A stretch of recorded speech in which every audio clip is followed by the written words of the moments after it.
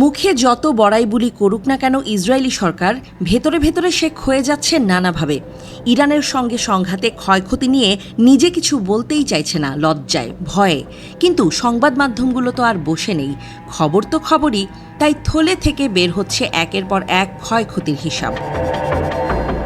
First news এজেন্সির বরাত দিয়ে টিভি চ্যানেল আল মায়াদিন বলছে, বিমা কোম্পানি ও অর্থনৈতিক বিশ্লেষকদের প্রাথমিক হিসাব মতে গত মাসে ইরানি হামলায় ইসরায়েলের হাইফার বাজান তেল শোধনাগারের আর্থিক ক্ষতি প্রায় $300 কোটি।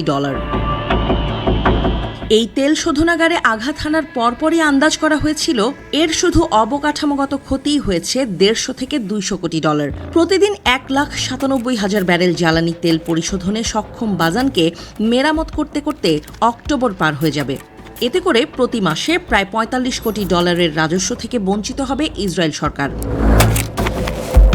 আল মায়াদিন বলছে, তেল শোধন আটকে যাওয়া, পরিবহন খরচ বেড়ে যাওয়া, বিদ্যুৎ নিরবিচ্ছিন্ন না পাওয়া, সব মিলে ইসরায়েল নিয়ন্ত্রিত অঞ্চলগুলোতে জ্বালানি তেলের দাম বেড়ে যাওয়াতে গণ অসন্তোষ তৈরি হয়েছে।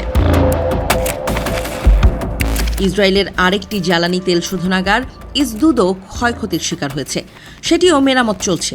কিছু চাহিদা অনুযায়ী যোগান পূরণ করতে না পারার কারণে সরকার বাধ্য হচ্ছে আমদানি করতে। এতে রাষ্ট্রীয় তহবিলে চাপ পড়ছে এবং তা বাড়ছে। ওরিগন স্টেট ইউনিভার্সিটির রাডার স্যাটেলাইট তথ্যচিত্র ও টেলিগ্রাফ পত্রিকার প্রতিবেদন বলছে, ইরানি হামলায় ইসরায়েলের 5টি সামরিক স্থাপনা ক্ষতিগ্রস্ত হয়েছে, যেটি ইসরায়েল চেপে গেছে।